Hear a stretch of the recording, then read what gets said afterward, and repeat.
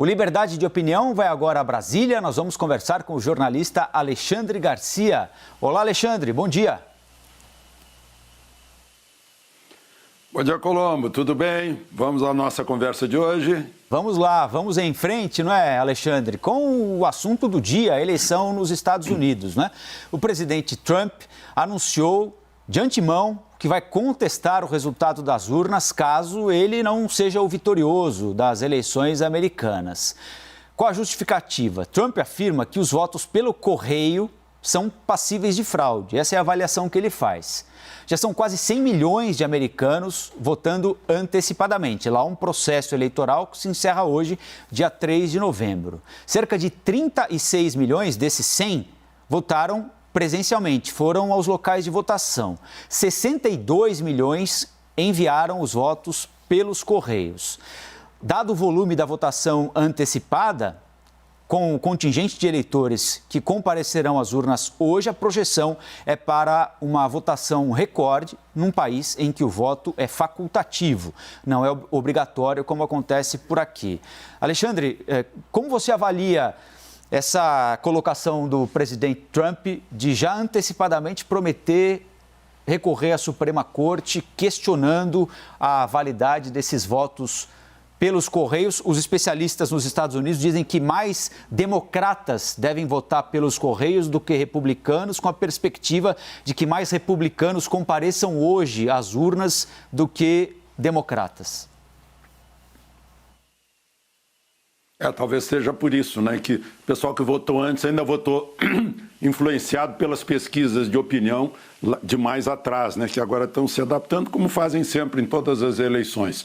Ele desconfia dos correios, assim como nós, brasileiros, muitos de nós desconfiamos do voto eletrônico, né, da urna eletrônica. Por isso houve uma lei implantando a cópia do voto em papel, que, no entanto, não vai ser aplicado agora no próximo dia 15 por aqui.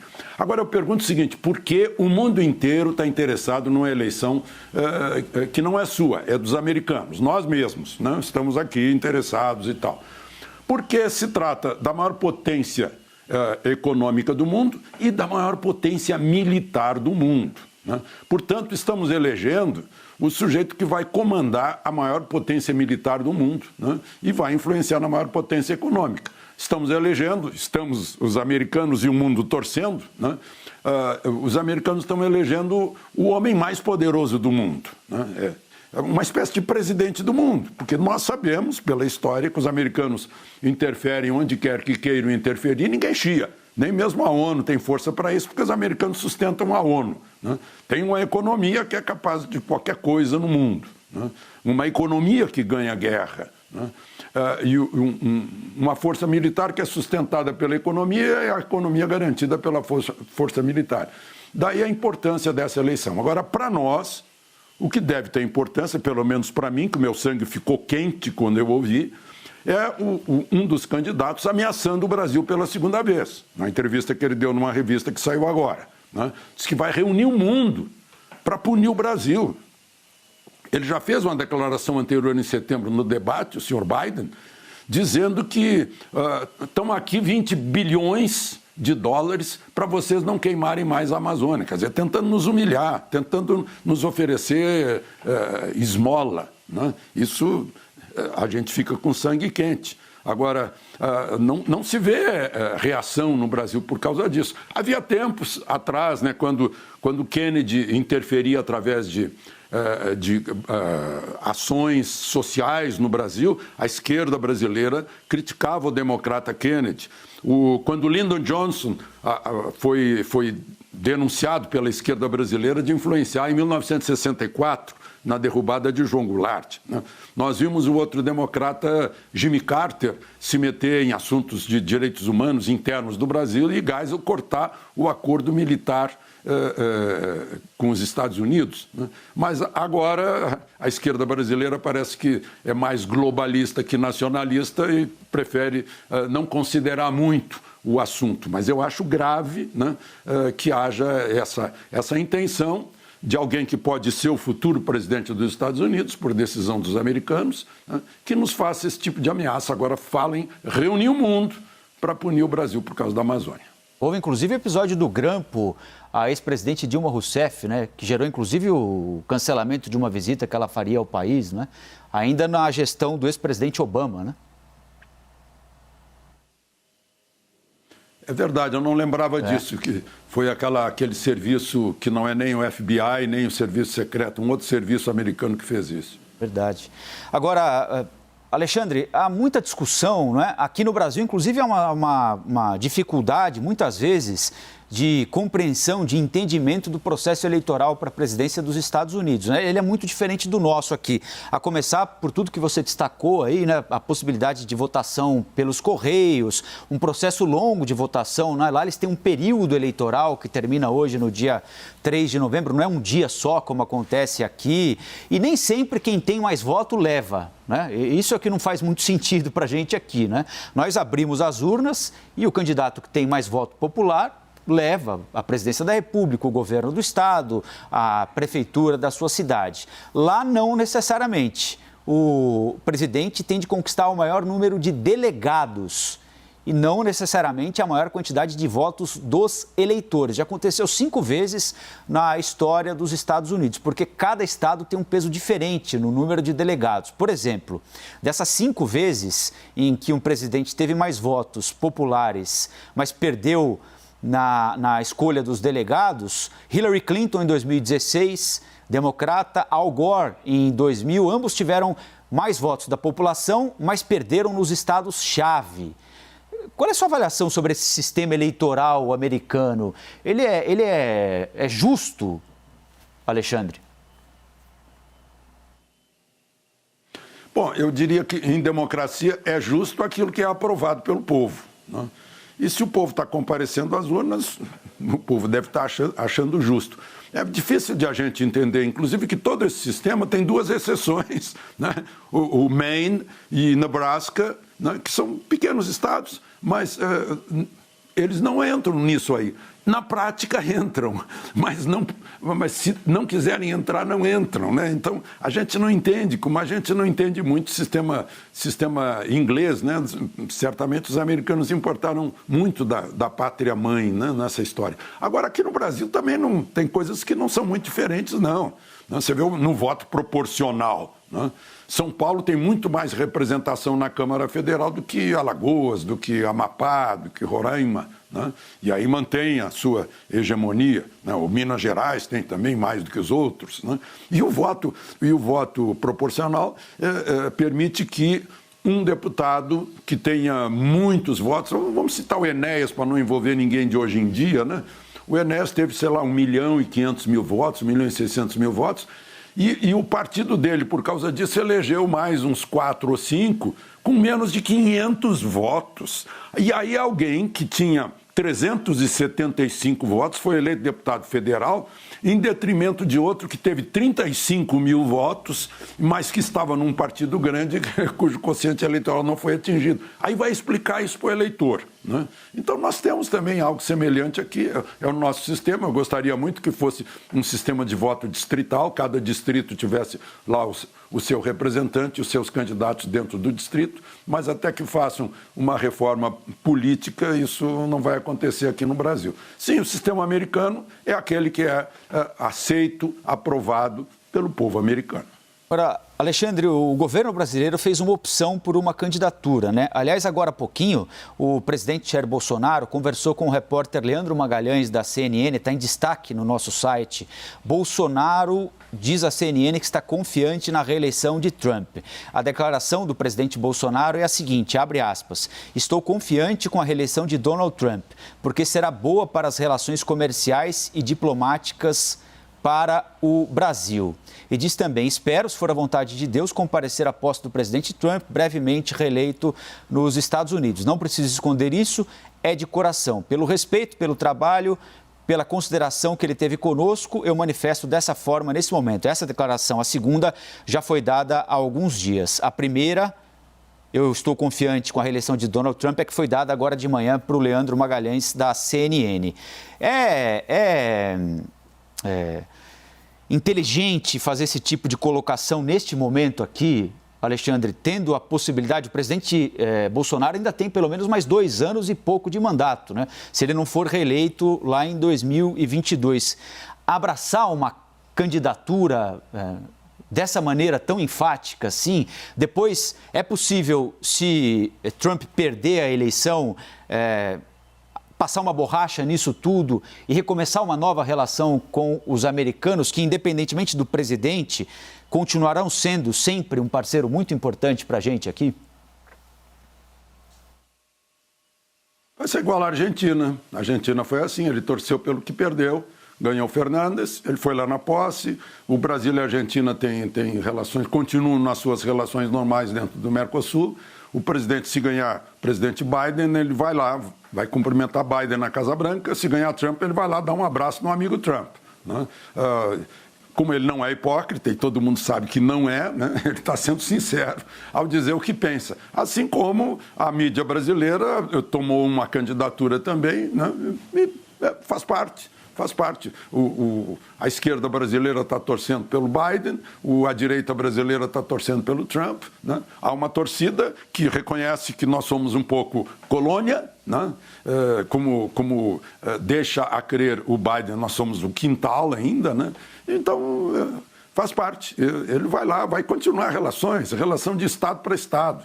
Vão continuar normais e as anormalidades vão ser pressões de produtores locais, né? Os produtores dos Estados Unidos pressionam tanto o presidente republicano quanto o presidente democrata para pedir protecionismo, sanções, essa coisa toda. Isso é normal nos dois governos. Os dois governos representam o povo americano, né? Não há descontinuidade, em geral, de política externa dos americanos. E a nossa política externa, que tem o seu pragmatismo também, tem a sua ideologia, mas tem o seu pragmatismo. Claro que vai manter os negócios e a relação com os americanos, né, como tradicionalmente existe entre os países do mesmo continente, né? Nós somos irmãos continentais dos americanos.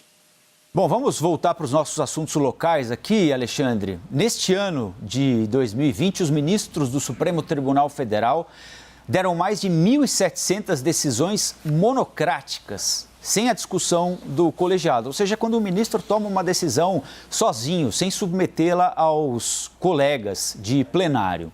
Agora, uma proposta do novo presidente da Suprema Corte, Luiz Fux, que quer submeter automaticamente a todo o plenário, aos 11 ministros, toda e qualquer liminar, caso deve ser submetido ao plenário, segundo a proposta do ministro Fux.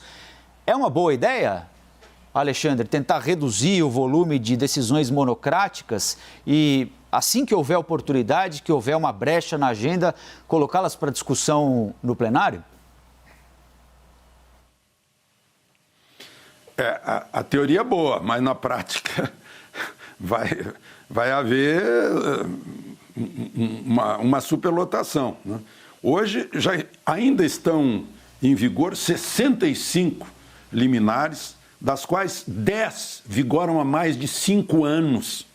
Tem uma da ministra Carmen Lúcia que envolve bilhões em royalties e envolve o estado do Rio de Janeiro principalmente, que é de 2013. Imagina se for derrubada. O que vão fazer? Tem uma de um ministro que nem está mais lá e que está suspendendo uma emenda à Constituição. Um ministro que saiu em 2014, o ministro Joaquim Barbosa, consegue suspender uma emenda à Constituição decidida pelo Congresso Nacional por mais de 60% dos votos da Câmara e do Senado, em 2 votações em cada uma, que criou 4, se não me engano, 4 novos tribunais regionais. A Câmara chegou a votar já a recriação desse que foi criado e que está suspenso em junho agora. É uma coisa incrível. A Constituição de 88 botou o Supremo vou fazer o trocadilho, numa toga de 11 varas. Como é que vai sair dessa? Que de tribunal constitucional virou tribunal de primeira instância, no foro privilegiado, tribunal criminal, tribunal penal, né? E não dá conta. Já fizeram a divisão, tem 2 turmas, né? De 5 cada uma. Tem 2 turmas para ver se desafoga o plenário. E não conseguiram desafogar o plenário, né? O Supremo está superlotado de coisas, inclusive com essas... Imagina a ironia que o sujeito tem uma ação que recebe uma sentença de um juiz singular de primeira instância. Aí recorre, vai para a segunda instância, vai para um tribunal. Recorre de novo, vai para a terceira instância, Tribunal Superior. Tribunal de novo. Aí vai para o Supremo, é de novo um juiz só que dá uma liminar que dura mais de 5 anos, que pode durar mais de 5 anos. Então, realmente é terrível, né? Está na Constituição Cidadã, né? E o Supremo não consegue se desvencilhar disso. O vice-presidente da República, Hamilton Mourão, leva nesta semana embaixadores. Eles vão sobrevoar a Amazônia. Devem participar da comitiva vários representantes da União Europeia, Reino Unido, França, Espanha, Portugal, Suécia, Alemanha, também do Canadá, da África do Sul e dos nossos vizinhos, Peru e Colômbia.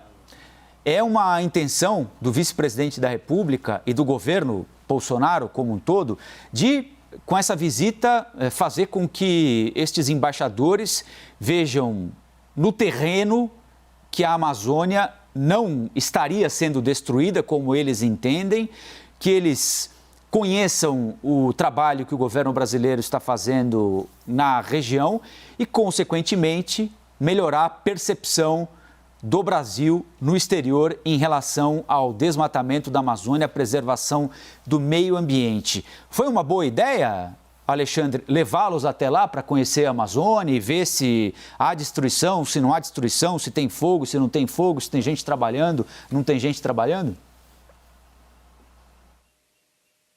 Uma boa ideia, sim. Olha, de Brasília até São Gabriel da Cachoeira dá uns 2.800 quilômetros. É mais ou menos como o embaixador lá da França pegar um voo de Paris e fazer a viagem que Napoleão não conseguiu fazer, chegar a Moscou, né? É mais ou menos a mesma distância. E a maior parte dessa distância vai ser sobre o verde, sobre floresta. Ele nunca viu. Se ele fizer esse voo de Paris a Moscou, ele não vai ver, né? Mas vai ver muita floresta. E um lugar, a Amazônia Ocidental, que vai ser sobrevoada, onde cabe a maior parte dos países europeus, né? Os que vão visitar a Amazônia. E vão ver que existe gente lá embaixo, né? São milhões de pessoas, de caboclos, como é o General Mourão, né? Vão ver que os amazônidas estão lá, né?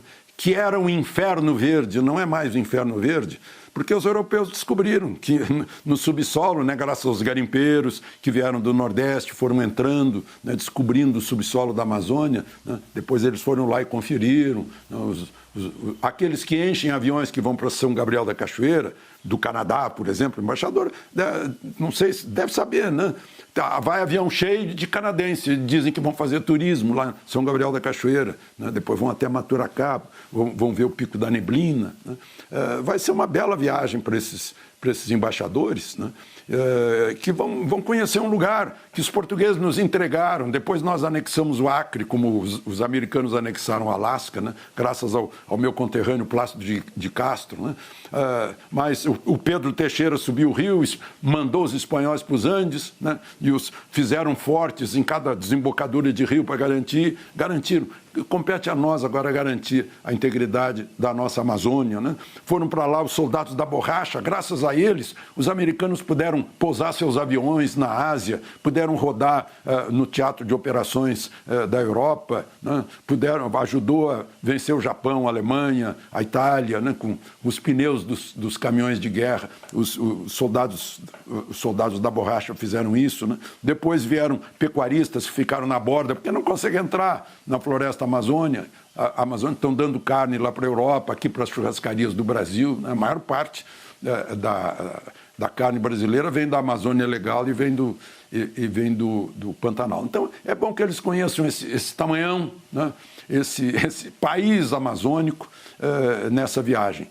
Hoje vai ter uma reunião de quase o Ministério inteiro sob a coordenação do vice-presidente, né? É o Conselho da Amazônia, mostrando a estratégia e a tática, né? Quais são os planos e quais são as ações imediatas para responder a essas propagandas que fazem contra o Brasil no exterior, inclusive por parte de brasileiros, né? Parece que são apátridas, sei lá. E, enfim, a reunião de hoje vai preparar para a reunião de amanhã, para o voo de amanhã, que acontece nessa data. Não é apenas mera coincidência que aconteça quando é divulgada essa ameaça de Biden em relação ao Brasil e à Amazônia. Alexandre, muito obrigado e até amanhã, hein? Até amanhã.